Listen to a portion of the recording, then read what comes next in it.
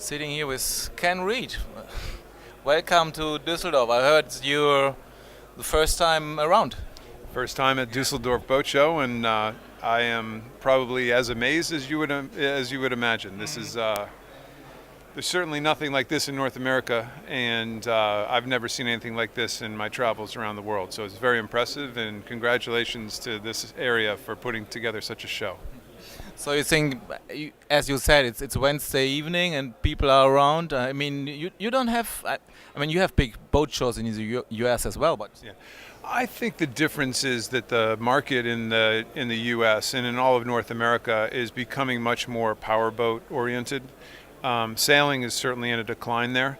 Where here you really get a feeling that sailing is still quite vibrant, and so that's great. It's great for our company. It's great for we have 9 people here selling, which is amazing in its own right. It's just good to see excitement around sailing again. That is really, that's what I'm keyed on. And yeah, I don't know how your economy goes so well in Germany because everybody's taking the day off to come to the boat show. maybe that's why. No, these guys are sailing here. You're talking about the States sailing and in Europe. I mean, it's absolutely the other way around in the America's Cup right now. I mean, you were, of course, the States had an America's Cup team with Larry Ellison, but there was not so many U.S. people involved. Now you have 2. I mean, what's going on over there? Well, 2 teams. One of them is certainly very much a multinational team, kind of like the way Larry Ellison's group was. The New York Yacht Club effort is a really well-funded, very strong effort. They're starting from scratch. They're trying to do a lot of it themselves. The other team, the Stars and Stripes team, USA 21, they're kind of near to my heart because I skippered 2 of Dennis Connor's programs in 2000 and 2003. So I still have plenty of clothing that says Stars and Stripes on it. So it's kind of nice to see the name reinvigorated. But it's a young team. It's kind of it feels like our 2000 campaign. It's a young team scratching to try to claw and get everything. But they're taking also a different tack where they've bought a design package from Emirates Team New Zealand, which is it's the only way they could do it because in essence it saves them $20-25 million by doing it this way. So they're spending a small amount of money for arguably the best design package there may be out there. So good for them. I'm very proud. This guy Michael Buckley has done a remarkable job putting it together. I never thought he could do it, frankly, and he has fooled every one of us. What I find interesting, I mean, this next America's Cup has not rigid sails anymore. So you're a little bit more involved with your company, and one of the biggest things I think for the people running around here as well, which are mostly cruisers, of course, as you know, is there was a rule change, and you can sail, you can have wing sails. So it's a big development, I think. Can you tell me a little bit about it, about what's going on there, and is there a chance that it will go for the normal cruiser market sometimes, some crossing? So we call it trickle down, and I was in Bermuda at the America's Cup. I was actually doing commentary for actually the best, I would say. I'm really impressed. You were one of the well, I had fun. I have to admit, I had a lot of fun doing it. But the day after the Cup ended, I was getting ready to go back to the States, and Grant Dalton was walking by on the street in the other direction, and he remembers this as well. Grant, how you doing? Good. We've sailed against each other a number of times in the past, and I said, I got to put my North hat on here again. How can we help, kind of make this produce products that can trickle down again? The America's Cup was all about developments that you may not see in a year or even 5 years, but 10 years later, developments that very high-profile teams were creating in America's Cups forever would finally trickle down into the marketplace. And that's what I want. There was nothing to do with any of those catamarans that was trickling down into the marketplace. So we started talking, and before you know it, a couple members of his team and a couple members of our team are doing this super secret project down in Auckland to try to create functional soft wings that could react like hard wings. And what makes hard wings so good, especially as it gets windy, is you can physically twist the top of the wing in the wrong direction. You can actually create righting moment by twisting the top of the wing the wrong way. And it was also a way they can depower and power up very, very quickly through these systems. And Burns Fallow, who's one of our very smartest, best guys, who runs all of our software, all the North Sails software, worked really hard for a few months, and they created this what we call a twin skin concept. It goes up and down a mast. You can actually pull your boat into the dock. You don't have to be towed by 15 boats with a hard wing. So it's a wing. It's kind of wing shape, but it's soft sail. Soft sail, but it comes off both sides of the back of the spar. When you twist the spar, one side gets very deep in camber, the outside edge, and the inside edge, so it becomes asymmetric every time you tack it and twist the spar. The batten systems are unique. The head twisting system is unique, and they're all working really hard on how to figure out ways to control this thing best right now. And I think listen, if you're thinking of applications for it, the first one that comes to mind is offshore, especially short-handed offshore, where these guys are sailing 100-foot trimarans, foiling trimarans around the world, and all of a sudden a squall's coming. It's not like you can just reef the mainsail real easy. What if you can just take the top of the sail of the wing of this twin skin and just twist it the wrong way and get yourself through a squall by depowering very, very quickly? So so it's reefable, it's twistable, and I think offshore we could see some real applications, not just for race boats but for cruising boats as well. So isn't there some one design element involved for the cup? I mean, or are you Yeah. allowed as North Sails to get? No, it's your full teams? development.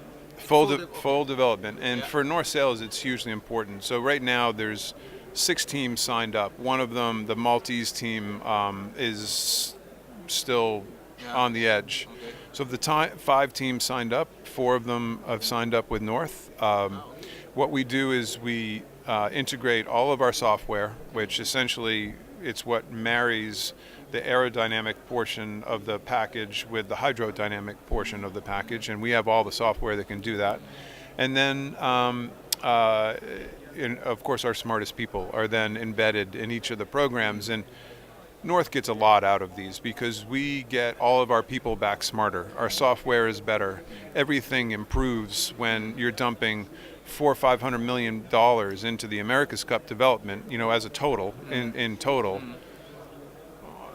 People don't get dumber when you dump $500 million into a sailboat race event. So we love it. We love pushing all of our best people out into these campaigns and letting them come back just with more knowledge when it's all said and done. So how do you see the whole market develop? I mean, you're on the top of the sailing market, and then you might have a view what's going on in the world for the sailing sport at all. Well, it's interesting. So as a company right now, to give you a quick little business overview, we're selling more North Sails than we've ever sold before. So number of units is actually up. Average price per unit is actually down. And a lot of that is because there's very few super yacht builds going on right now. When the super yacht world happens, revenue grows. But we've had to go out and find other markets. We've had to develop like our 3DI Nordac product. We've had to develop products that is a little bit out of our comfort zone, but it's brought in new markets, new clients to North Sails. We had a bit of our kiteboarding license actually in Germany. They decided not to renew the license, so all of a sudden we're starting a new kiteboarding company, which is very exciting. We have to keep finding new avenues to grow the company and to be a successful company. And it's a challenge in the marketplace, but I tell you what, you walk around here and there's a lot of people selling boats, so that's a good sign. Yeah, and development of the one design class. we are actually buying tons of North Sails for the J70 projects. So they're really on top of the class as well. So and if you have new classes, you need new sails. And yep. But don't you see it because they are just normal sails? There's no plastic involved in this stuff. Do you still see it as a way how it stays, or should there be some development? We have this discussion with the laser sails right now. Should they get another one for the Olympics? Or? Well, it's a good question, and I think that grassroots, all of our best people come out of one design. We all came out of one design. It's J24. Yeah, exactly. Smaller boats than that, but J24s, Etchells, those were the last. Etchells was the last real big program that I did in the one design, and that's where you become a better sailor. Let's face it, it's you become sharp, and a millimeter makes a difference. With is our mast step, give or take 2 mil in the right spot, and you can really feel it. So I think the best sailors still come out of one design. It's a huge part of we make 10,000 one design sails a year at North Sails. And, it's a big part of our company. Even though it's not fancy and it's not plastic or it's not, spread filament like 3DI, it's where we learn, it's where we develop, it's where our best sailors come from, and then they grow with it. And by the way, we're using more and more 3DI and the spread filament technology in one design classes, and it's getting cheaper. It's getting better. It's getting more usable because it's interesting.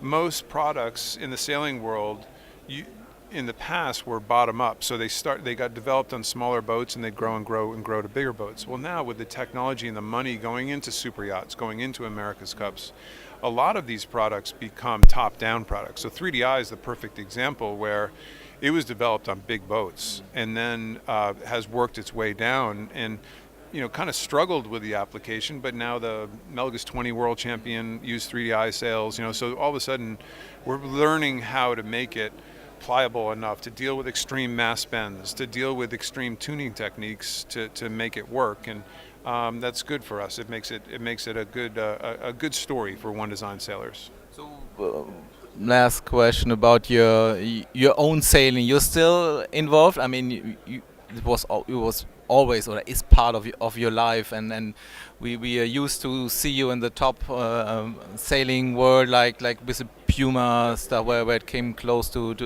which was kind of a German project. I mean. Anything involved? I mean, you sailed the J class with Hanuman. You sailed the Comanche project. What's up? I mean, something should pop up. Well, so part of my job at North, as the president of North, is really to sail with clients, and when after the last Puma program, so within a 10-year period, essentially, I did 2 America's Cups and 2.5 Volvo races in a 10-year period. I'm only 25 years old, but that's where all these wrinkles came from. Yeah. Sun, And so I had to make a deal with Tom Whidden and the ownership group of North that if I'm going to run this company, no more Volvos and no more America's Cups. But that doesn't mean that Comanches and Hannemans and other big, huge projects don't come along, and I get very, very intimately involved with those. But, I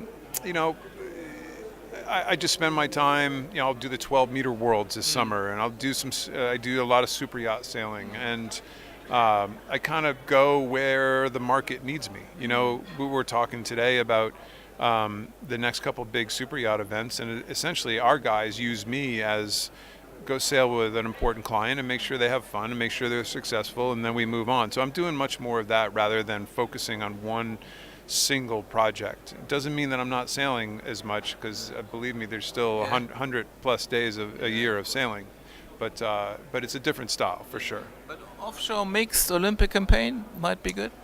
So I love this idea. I need to find. Do you have any women? Yeah. I've already gotten a couple phone calls from a couple girls who are like, I hear you're interested. I'm very interested in that. Yeah. I already looked. News. Ken Reed is doing the Olympics in Paris. I'm a little upset because I wanted to be the oldest gold medalist in history, and supposedly there's somebody who is older.